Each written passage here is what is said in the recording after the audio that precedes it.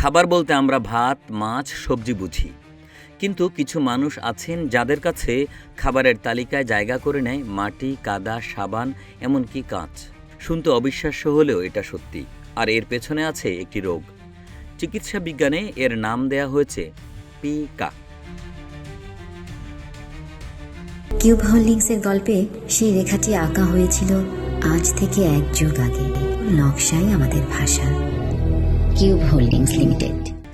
2012 সালে এমনই এক ঘটনা চিকিৎসকদের হতবাক করে দেয়। 32 বছর বয়সে এক যুবক নিয়মিত কাঁচ চিবিয়ে খেতেন। কাঁচ না পেলে তার অস্থির লাগত, রেগে যেতেন। পরীক্ষায় ধরা পড়ে তার মস্তিষ্কে সমস্যার কারণেই এমন আচরণ। চিকিৎসার পর সমস্যার সমাধান হয়।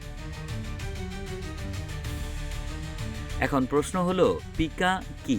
পিকা হলো এমন একটি রোগ যেখানে মানুষ দীর্ঘ সময় ধরে এমন জিনিস খেতে থাকে যা আসলে খাবারই নয়।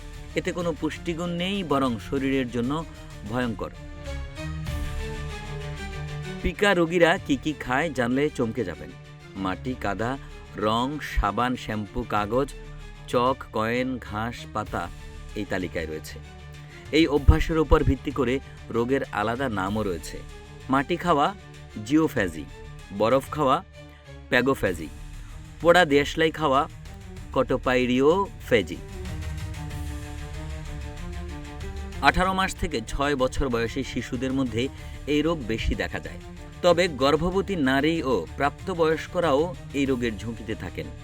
অনেকেই লজ্জায় বিষয়টি গোপন করেন, তাই প্রকৃত সংখ্যা জানা কঠিন। গবেষণায় জানা গেছে প্রতি 10 জন শিশুর মধ্যে প্রায় 1 জনের শরীরে পিকার লক্ষণ দেখা যায়। পাশাপাশি গর্ভবতী নারীদের মধ্যে প্রায় 28% এই সমস্যায় আক্রান্ত। এর পেছনে কয়েকটি বড় কারণ আছে। শরীরের আয়রন বা জিঙ্কের ঘাটতি, রক্তশূন্যতা, দারিদ্র্য, অবহেলা বা মানসিক চাপ, মস্তিষ্কের সমস্যা বা বুদ্ধিবৃত্তিক প্রতিবন্ধকতা। পিকা মোটেও মজার কিছু নয়। অন্ত্র ব্লক বা ফুটো হতে পারে, বিষক্রিয়া হতে পারে, মাটি থেকে শরীরে ঢুকতে পারে ভয়ঙ্কর জীবাণু এবং হতে পারে মারাত্মক অপুষ্টি। ডাক্তারের পরামর্শে পুষ্টিকর খাবার, প্রয়োজনীয় সাপ্লিমেন্ট ও মানসিক কাউন্সেলিংয়ের মাধ্যমে এই রোগ ভালো করা সম্ভব। তাই আশপাশে কেউ যদি মাটি, সাবান বা অদ্ভুত কিছু খেতে দেখো, হাসাহাসি নয়, হয়তো তার সত্যিই সাহায্য দরকার।